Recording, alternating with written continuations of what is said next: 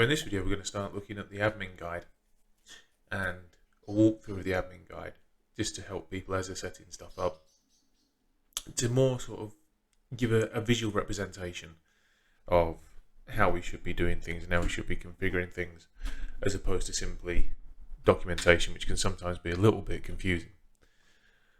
So we're going to start off in the network part of the firewall, and then we've got all our interfaces down the side here, and then across the top we've got the different type of interfaces we can configure. And the first one that it talks about specifically is tap interfaces. So we'll start talking about tap interfaces.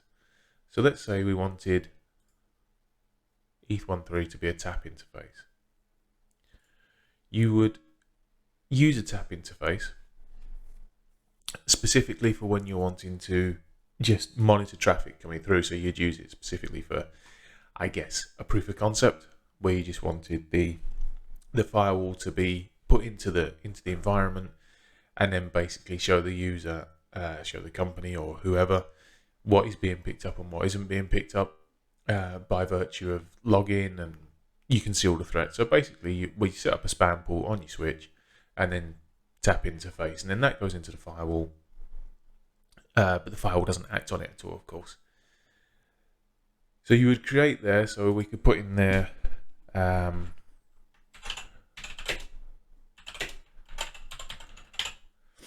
proof of concept to say that's what it is.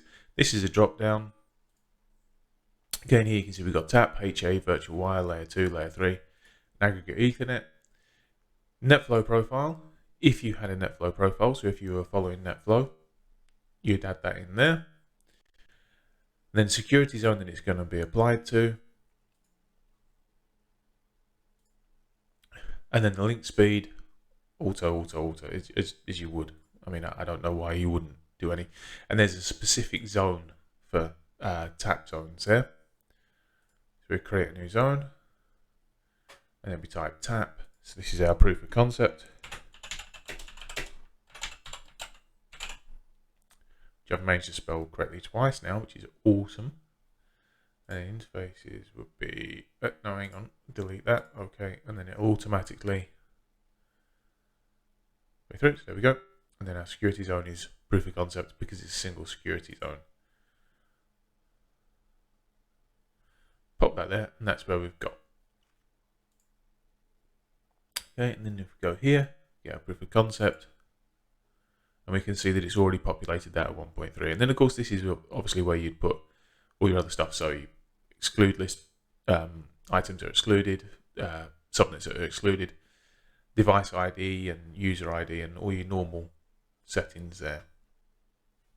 And then, of course, you'd commit it. So that's what you would do for a spam pool. That's what you do for a proof of concept. That's what you'd do if you wanted to start just copying traffic through the firewall. Okay, so the next one, I'm just going to get rid of these. Yes, and it won't let me. Or, no, it will let me. It just wouldn't let me get rid of the interface, would it?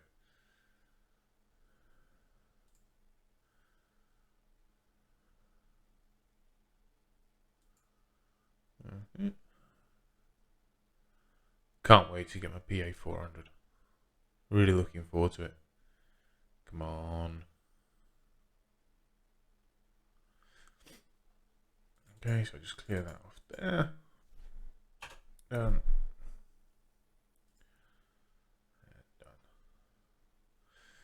Okay. So, I just wonder, whilst I'm here, I wonder if it will let me do that.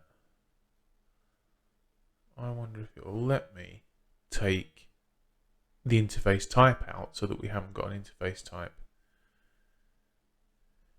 in that.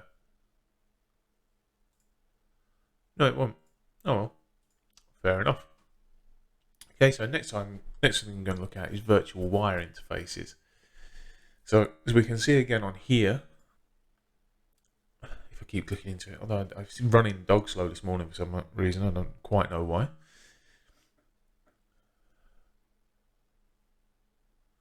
And I keep getting that random thing come up.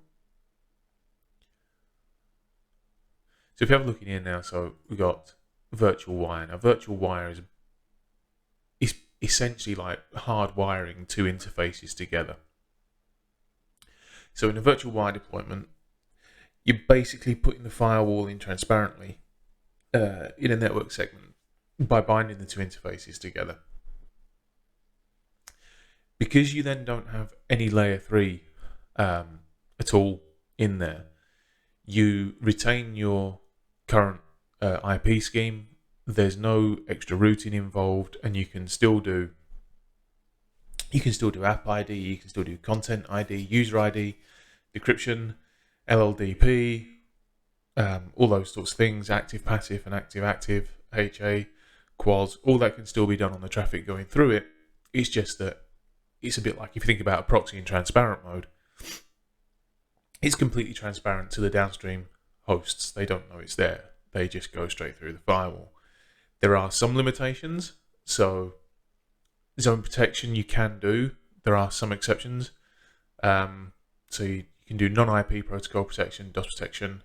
You can't do tunnel content inspection or NAT, obviously, because you've got no layer 3 interface. And that's what you'd do for, I guess you'd do that again for a proof of concept. You can put it into the network without any major disruption, and you can show people what it can do. You can set the login up, you can allow it to pass everything but log everything, or you could start to show them controlling the network traffic. Okay, so the next ones really don't need much in the way of explanation. Keep picking on that, and I keep cancelling out of it, and there's just literally no point to it at all. Okay, again, when it decides to come up. Okay, so again, here we have layer 2. Layer 2 is layer 2. Yeah, so if you've got a VLAN interface, which you got here, so you configure VLAN interfaces here, you can then apply layer 2 configuration to the Ethernet interfaces, to the physical interfaces, and they'll all fall underneath that VLAN interface once they're associated to it. Layer 3 is layer 3. So layer 3 has an IP address on it, so it's involved in the routing. And aggregate Ethernet is aggregate Ethernet, it's the Ether channel. It's combining ports together to create a wider channel, so to speak. Again, if we go to make a layer 3, so here we have all the configuration around layer 3. Again, the net flow stays the same as it was. Every interface has to be assigned to a virtual router. So you got default, or you could create another virtual router. And again, if you do create another virtual router, as you do it, that would then add the interface to that virtual router because it's been configured within that context. The security zone, create security zones. As we know, Palo Alto routes packets through the firewall based on security zones. And that's where a lot of protections come in. Your Ipv4 address, Ipv4 address. So it can either take it static, PPPoE. So you've got the option of, if you've got PPPoE at home, or that's how it's being presented from the ISP. Enable it. This is where you'd put your username, your password, and confirm your password. You can also get updated monitoring, so you can show the runtime info. That will show you all the negotiations, whether there's an issue with the password and so on. And then advanced, you've got the types of authentication, static address, automatically create default route pointing to peer. So rather than you having a default static route, that would allow the firewall to get its default route from the peer. So if the peer address is 1.1.1.1, that would become your default route, a default route metric. Okay, so access concentrator, the default is to leave it blank, but you can put the name of the access concentrator you're using. Obviously, that'll be provided from the ISP. And then the service. Oh, hang on. Didn't do a DHCP client, did I? Go to DHCP client, enable it. Again, we've got the same option there, which is to automatically create the default route. Send the host name, so send the host name to the DHCP server. And then we can debug the DHCP there. Ipv6 is Ipv6. We'll move on. Sd1 Interface Profiles, when you're setting up SD1, that's how you do it here. And then advanced, again, is your auto, speed, duplex, and link state. Management profile is management profiles. So if you wanted to be able to administer the firewall through this interface, you'd use HTTP, HTTPS, Telnet, SSH. Of course, you'd only ever use those two. And then from there, network services, so you don't have to obviously include them. This is basically if you want to replace the management interface, or you want a way of managing it through this in-band interface. So be very careful if you enable any of them on a internet-facing interface. And then the network services are what it will do, obviously. So it will respond to ping. You can use it for OCSP, so it'll accept OCSP requests and respond to them. SNMP, again, it will accept SNMP and respond to it. Response pages is all the response pages we've got. So if you've got block pages or anything like that, informational pages for your users, user ID syslog listener SSL. So that will listen to, so if you've got an upstream proxy or something like that, it's doing X forwarded for and so on, and people log into that rather than logging into you. So that can listen for the syslog to pick up the username and map that to the IP address, and then syslog listener UDP. And then permitted addresses is again simple. That says permitted addresses. So if we put 192.168.1.0/24 in there, then only that subnet will be able to ping it if we allowed ping. TCP/MSS, so maximum segment size. That's again, sometimes you have to do that to tune your network to make sure that your maximum segment size is okay and you're not fragmenting packets too much. And then the MTU, the standard is 1500. But say for things like, for instance, if you're using a lot of VPN across it, you probably drop it down to 1426 or something like that, so that you've got the extra for the IPsec overhead. Okay, so if we want to go on further, so we've got HA interfaces. So when you create an HA interface, you create the HA interface here, and then when you're building the HA, you'll then assign HA 1, 2, or 3 to that interface. And then so we went through aggregate internet. So we'll just go to the HA, which is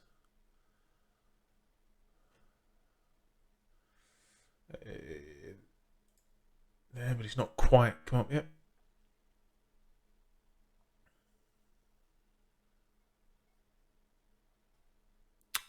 Its own time.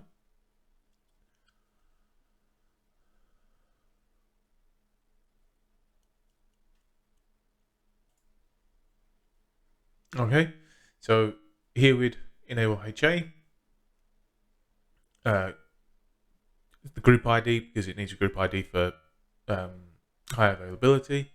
So you just select, so if we go to the little icon there, so enable HA, you create a group, one, whether it's active, passive, active, and then the peer 1 HA1 IP address, peer HA1 IP address for the backup. That would then take you over to here. And as you can see, although it's grayed out, as you can see, we've got port management. You would change that to the HA port we just created, the HA1 backup port we just created. HA2 is for, so your HA1 is for, if I get this the right way around, is for your synchronization data, and HA2 is the control links, and then HA2 is for your data links, which is that's in all your sessions and everything like that. And then packet forward in HA3 is for when you're using active-active, you need to forward packets across the firewalls, between the firewalls as well, because you've got active-active. And then link and path monitoring for your HA. So really then, once you've done all that, if we go back to network and then interfaces, we'll then start to talk about the Vlan interfaces. Creating a Vlan interface there. So you create your interface, the number you're going to give it. So specifically it'd be, say, VLAN 2, and then you create a new VLAN there, comment for where it's going to be, and then the rest of it is again the same. So which virtual router is it associated to, which security zone is it in, what's its address, is it the ACP, and then you've got all the other configurations there as well. Loopback. So I have a couple of loopbacks. So I have loopback for my DNS sinkhole. So that's again for DNS security.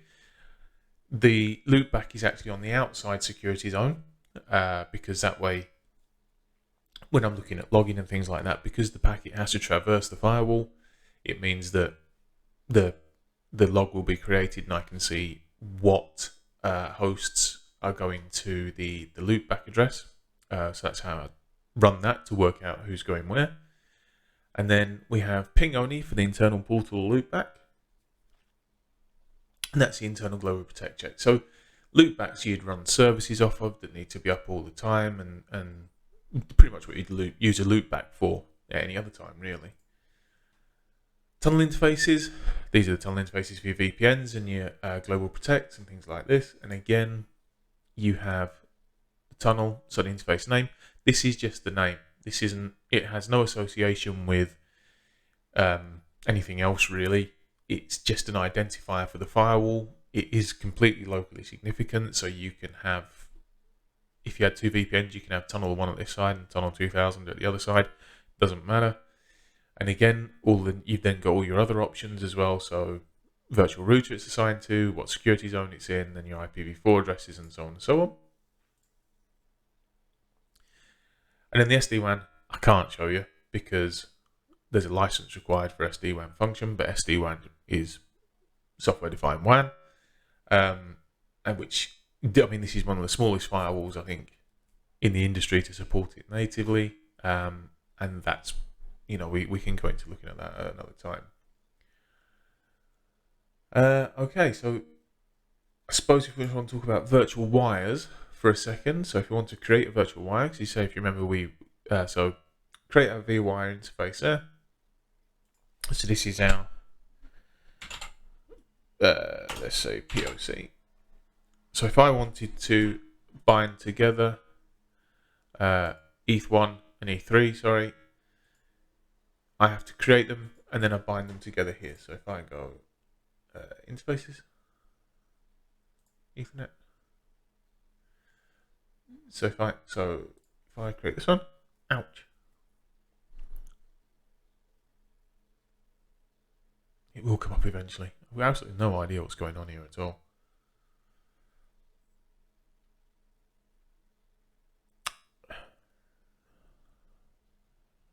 In your own time. Right, so create a virtual wire. That's HA, because everything's lagging behind. Virtual wire, thank you. Right, so I create my HA there, virtual wire there. And then create another virtual wire underneath it.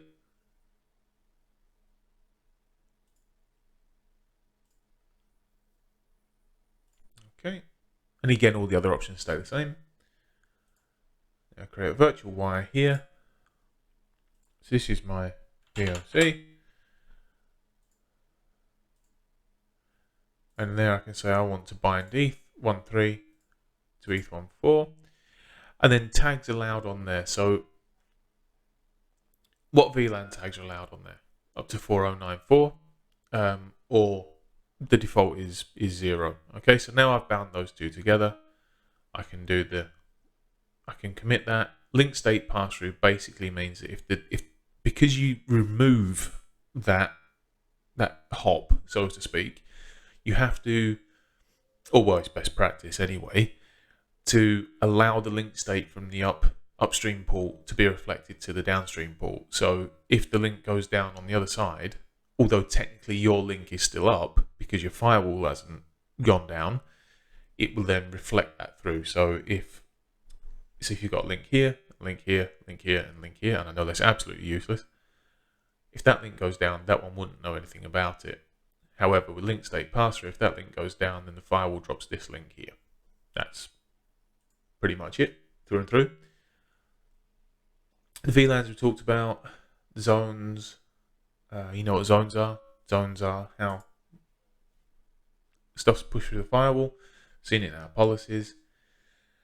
And again, this is sort of, if you build it, you've got the zones and you've got the user identification, device ID, and all the services that are going to be running on it. The zone protection profile for it, whether you're going to enable the packet buffer protection or not, the log setting for the zone, and type of zone it is. Okay, so that really is just a run through of networking, in a way, the interfaces. So what interfaces we're going to create, how we're going to create them, and then we just commit, and you're good to go.